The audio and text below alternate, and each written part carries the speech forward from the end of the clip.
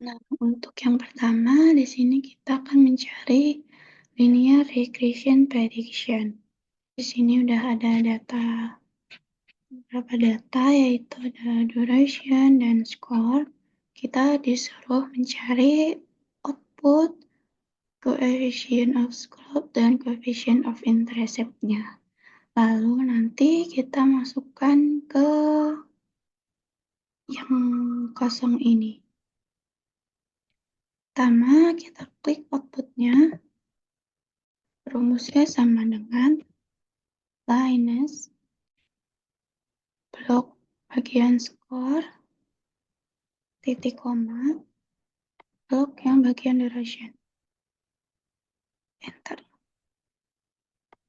Kita hilangin angkanya, beberapa angka kita hilangin. Nah, udah ketemu, tinggal masukin aja ke slope dan intercept, diketik aja. 0,2503 7,1. Setelah itu kita buat chart dulu. Caranya block duration dan score. Lalu ke insert. Pilih chart yang scatter.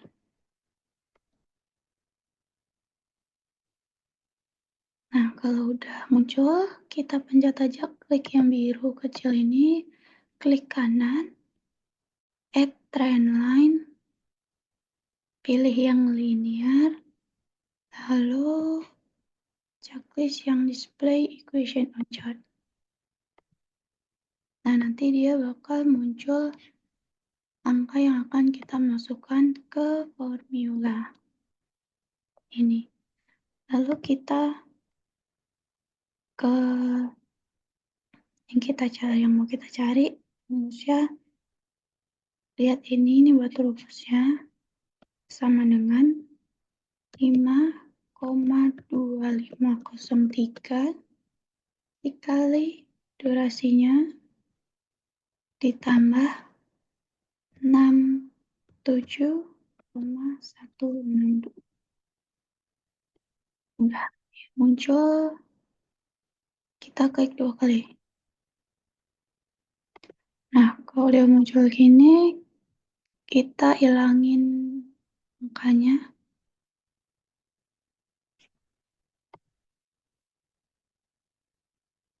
Ya, ini dia udah ketemu. Untuk duration 5 itu kita temunya skor 93 dan seterusnya.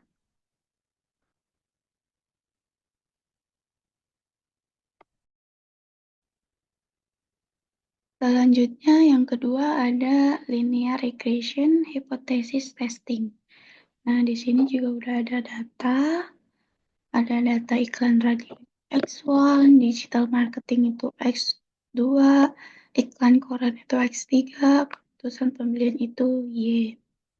Nah, sebelum kita mulai, kita pilih ke data, lalu ke data analysis,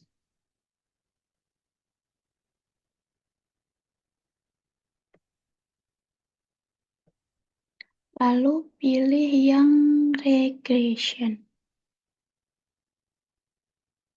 Ini kita oke. Nah,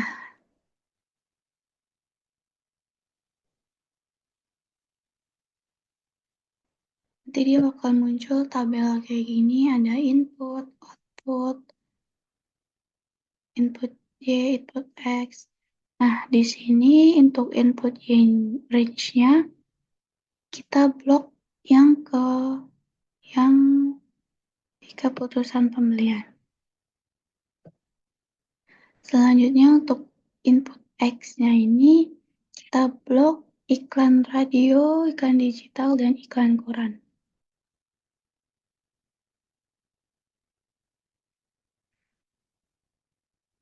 Yang Y itu keputusan pembelian.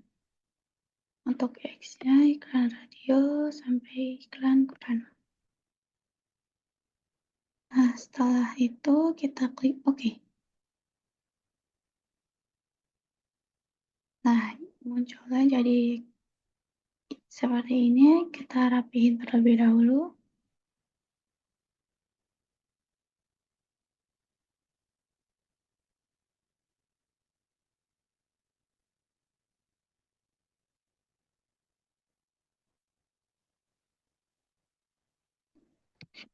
Lalu kita beri angka, beri warna.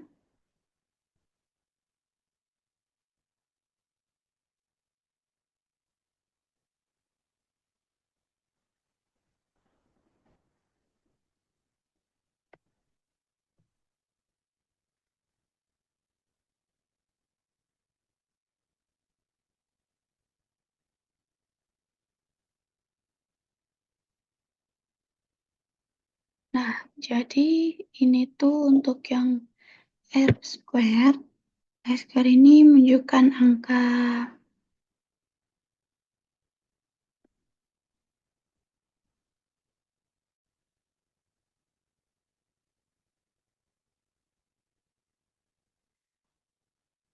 Nah, untuk deskripsinya R square itu menunjukkan angka 0,422 atau 42,2%, di mana yang artinya itu variabel Y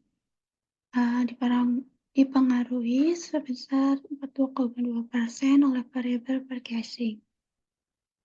Sementara sisanya itu sebesar 57,7% dipengaruhi oleh variabel lainnya di luar penelitian ini.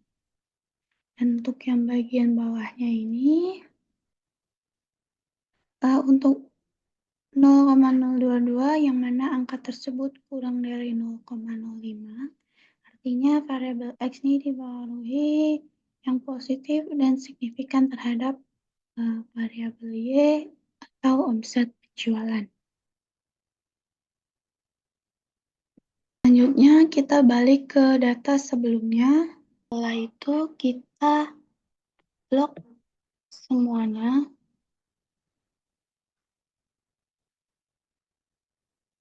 Kita copy.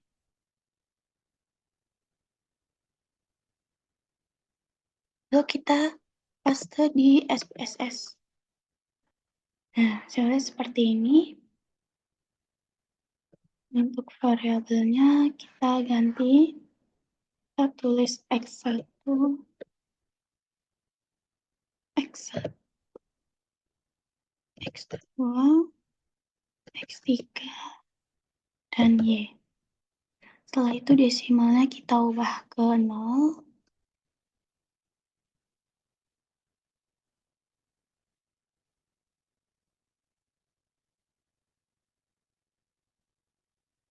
Habis itu untuk labelnya ini sesuai nama yang ada di Excel kalian, teman-teman. Untuk yang X1 itu iklan radio.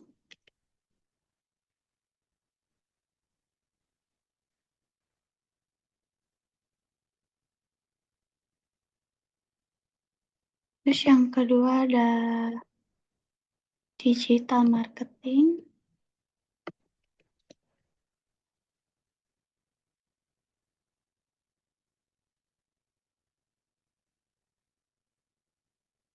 X3-nya ada iklan koran. Lalu Y-nya itu keputusan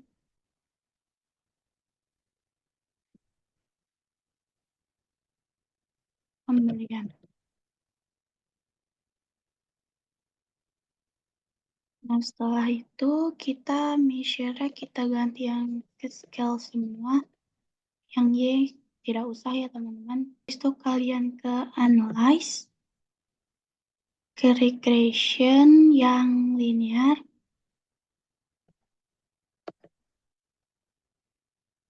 Nah, nanti bakal muncul tabel kayak gini ya, teman-teman. Nah, yang dependent ini kita masukin aja keputusan pembelian. Lalu sisanya kita masukin ke blok 101 ini. Semuanya. Setelah itu kita ke statistik. Nah, di statistik ini kita centang yang culinary, so kita continue. Yang plot ini, yang Y ini kita masukin S receipt ke Y, dan spread ke X. Lalu centangnya histogram dan normal probability plot. Kita continue, habis itu save. Nah, di save ini kita pencet yang unstandardized residual. Continue, lalu oke. Okay. Nah, nanti muncul seperti ini ya teman-teman. Kita ke yang chart histogram terlebih dahulu. Nah, diagram histogram ini, dia ini memiliki pola yang membentuk lonceng atau gunung ya. Nah, maka dapat dikatakan bahwa data yang digunakan dalam penelitian ini tuh terdistribusi secara normal. Selanjutnya kita ke ini, p-plot. Berdasarkan p-plot terlihat bahwa sebaran datanya ini menyebar di sekitar garis diagonal ya ini ya teman-teman. Maka dari itu dapat disimpulkan bahwa data yang digunakan dalam penelitian ini tuh terdistribusikan secara normal. Lalu berdasarkan uji Kolmogorov-Smirnov itu ditemukan nilainya ini sebesar 0,200, yang mana nilai tersebut lebih besar dari 0,05, sehingga dapat dikatakan bahwa data yang digunakan terdistribusi secara normal. Itu kita ke koefisien. Nah, berdasarkan tabel di atas diketahui bahwa nilai VIP ini dari masing-masing variabel adalah kurang dari 10, dan nilai tolerance dari masing-masing variabel adalah lebih dari 0,1. Sehingga dapat disimpulkan bahwa setiap data variabel yang digunakan dalam penelitian ini tidak saling bertoleransi, atau data yang digunakan terbebas dari gejala multikolinearitas. Selanjutnya yang ini ya teman-teman, scatter plot. Berdasarkan scatter plot pada gambar di atas ini menunjukkan bahwa data tersebar secara merata dan tidak membentuk pola tertentu. Maka data yang digunakan dalam penelitian ini tuh terbebas dari gejala heteroskedasisitas. Selanjutnya kita ke R-square atau model summary-nya. Ini ya teman-teman. Untuk model summary-nya ini melihat dari tabel model summary bahwa nilai R-square-nya itu sebesar 0,784 atau sebesar 78%. Nah, hal tersebut menunjukkan bahwa variabel X1, X2, X3, dan Y itu dipengaruhi oleh variabel sebesar 78,4%. Sehingga X1, X2, X3, dan Y-nya itu sisanya dipengaruhi oleh variabel lain di luar penelitian ini. Selanjutnya ada ANOVA. ANOVA ini berdasarkan tabel ANOVA menunjukkan bahwa nilai signifikasi atau p-value-nya itu adalah 0,00, yang mana nilai tersebut lebih kecil dari 0,05, sehingga dapat disimpulkan bahwa secara stimulan atau bersamaan Ketiga, variabel independen dalam penelitian ini tuh memiliki pengaruh yang signifikan terhadap variabel dependen Y. Selanjutnya ada convenience. Nah, ini X1-nya ini memiliki p-value sebesar 0,005, yang mana nilai tersebut tuh lebih kecil dari 0,05, sehingga dapat disimpulkan bahwa secara parisal variabel X1 ini memiliki pengaruh yang positif dari signifikan terhadap variabel lainnya. Untuk variabel 2 ini memiliki p-value 0,531, lebih besar dari 0,05, sehingga dapat disimpulkan bahwa secara parsial variabel X2 ini memiliki pengaruh yang positif, tapi tidak signifikan terhadap variabel lainnya. Variabel yang ketiga ini memiliki p-value 0,000, lebih kecil dari 0,05, sehingga dapat disimpulkan variabel X3 ini memiliki pengaruh yang positif dan signifikan terhadap variabel lainnya.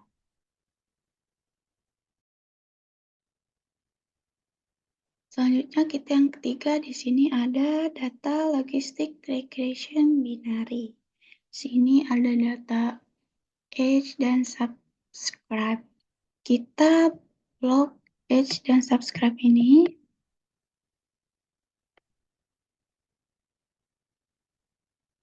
Kita copy lalu kita paste di SPSS. Nah, data yang tadi udah kita copy, kita paste di sini. Nah, dia bakal muncul seperti ini. Kita ke variable view. Nah, untuk namanya ini kita ganti dulu ya, teman-teman.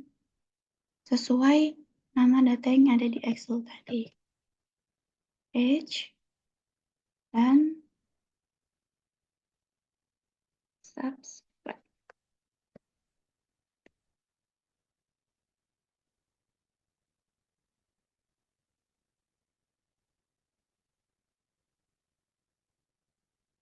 Setelah itu desimalnya kita ganti, kita ubah ke 0. Lalu di bagian subscribe yang di values, ini kita isi 0, values-nya itu 0, berarti kita labelnya itu 0 subscribe, kita klik add, lalu values, kita ketik angka 1, terus kalau 1 itu berarti dia subscribe, kalau 0 itu berarti dia tidak subscribe. Kita add, habis itu kita oke. Untuk yang measure-nya ini kita ganti, untuk yang age itu scale, dan yang subscribe itu nominal. Nah, setelah diganti seperti ini, kita ke analyze, ke regression, bagian yang binary. Kita mau lihat nanti itu dia itu subscribe apa enggak dan lain sebagainya. Nah, setelah masuk seperti ini, kita masukin yang subscribe ini ke dependent, dan yang age ini ke blok 1.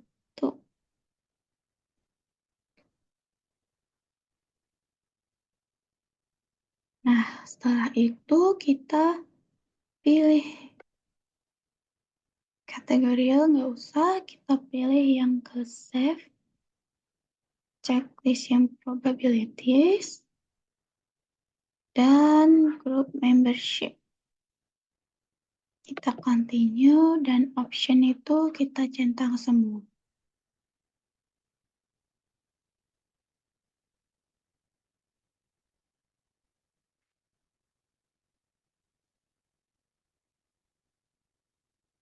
Kalau nggak dicentang semua juga nggak apa-apa ya teman-teman. Di situ kita continue. Klik OK. Nah, ini hasilnya ya teman-teman. Di sini untuk case-nya totalnya di sini ada 41, persennya 100%, total juga 41. Di sini kalau 0 ini berarti dia no subscribe dan 1 ini subscribe. Nah, ini juga classification tabelnya. No subscribe ada 31 dan subscribe-nya ada 10. Untuk percentage-nya 75,6%. Ini untuk age-nya dia skornya 7,02%.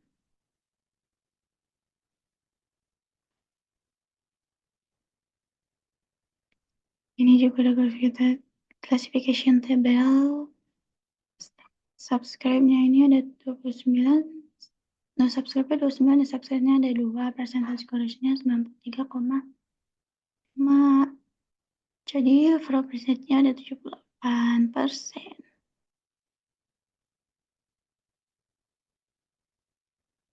Iya, kita lanjut ke yang terakhir. Untuk yang terakhir di sini ada machine learning. Dia datanya sudah masuk ke SPSS. Di sini ada data, ada 1, 2, 3, 4, 5, 6, 7, 8, 9 data, yaitu ada IQ, gender, ability, personality, ranker, gelar, mat, altitair, dan performa. Kalau mau lebih jelas lagi, kita bisa lihat ke variable view. Nah, IQ itu adalah intelligent teen gender. Ada gender, teliti itu ketelitian, personality itu optimistic personality, banker itu pengalaman kerja, gelar itu dia yang memiliki gelar akademik. Terus math itu dia sukses menyelesaikan soal matematika. Terus Aldi Taher itu berarti dia itu fans Aldi Taher. Performa itu skor kinerja karyawan. Nah, data ini tuh kita gunakan misalnya kalau kita ingin merekrut karyawan baru. Nah, dia itu performanya itu sesuai nggak sih sama perusahaan kita yang kita cari. Misalnya dia tuh pengalaman kerjanya gimana, gendernya apa, personality-nya gimana, performanya tinggi atau enggak. Jadi kayak gitu teman-teman. Nah, untuk values-nya sendiri ini, untuk yang gender ini kalau dia 0 itu dia male, untuk yang 1 itu berarti dia female. Terus kalau untuk ketelitian, yang 1 itu low consistency dan untuk yang angka 8 itu berarti dia high consistentiousness. Selanjutnya ada personality. Kalau yang pertama, kalau angka pertama itu berarti dia very, very pessimistic. Kalau yang 10 dia tuh very optimistic. Kalau untuk memiliki gelar itu, kalau 0 itu no, kalau 1 itu berarti yes. Terus kalau math itu juga sama, kalau 0 itu no, kalau 1 itu yes.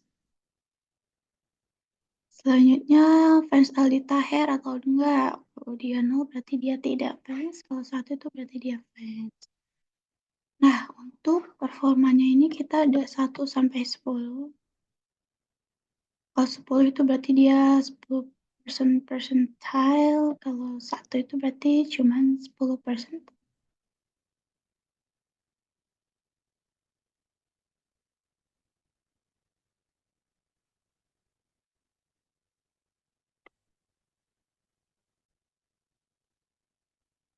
Nah, selanjutnya kalian ke analyze, pilih yang neural networks.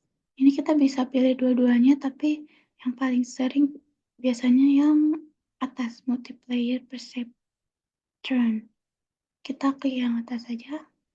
Nah, di sini kita pertama cari variabel dulu. Untuk dependent variabelnya kita ambil yang skor kinerja karyawan atau performanya aja. Kita pindah ke dependent variable.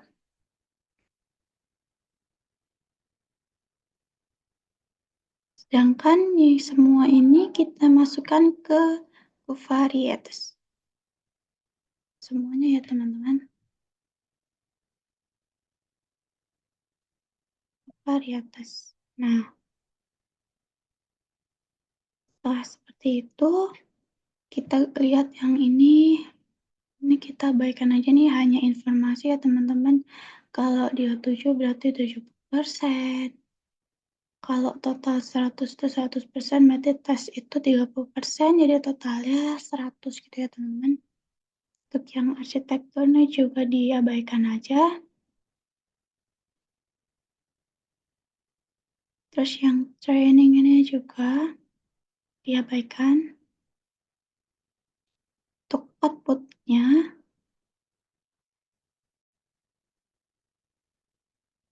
kita centang yang independent variable important analysis.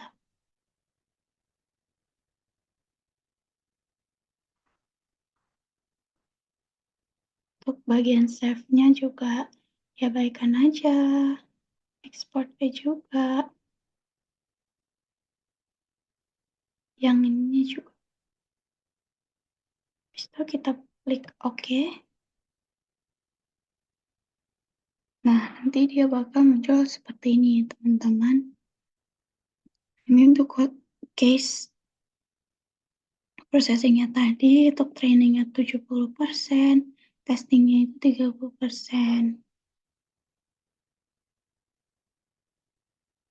Nah, ini untuk network information-nya. Nah, di sini tuh ada 3 klasifikasi. Ini untuk yang pertama, ini yang kedua, dan ini yang ketiga. Ini model summary-nya. Nah, ini untuk classification-nya. Dia tuh testing gimana, trainingnya juga gimana. Nah, ini ada independent variable importance, intelligence-nya 0,291 dan lain sebagainya. Nah, ini untuk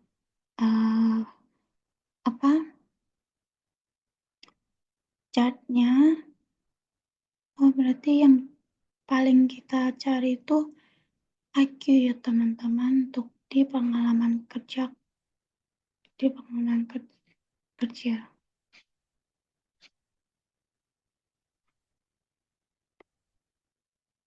Nah, ya seperti itu teman-teman, cara menggunakan data linear, learning machine, dan lain sebagainya. Kurang lebihnya mohon maaf. Wassalamualaikum warahmatullahi wabarakatuh.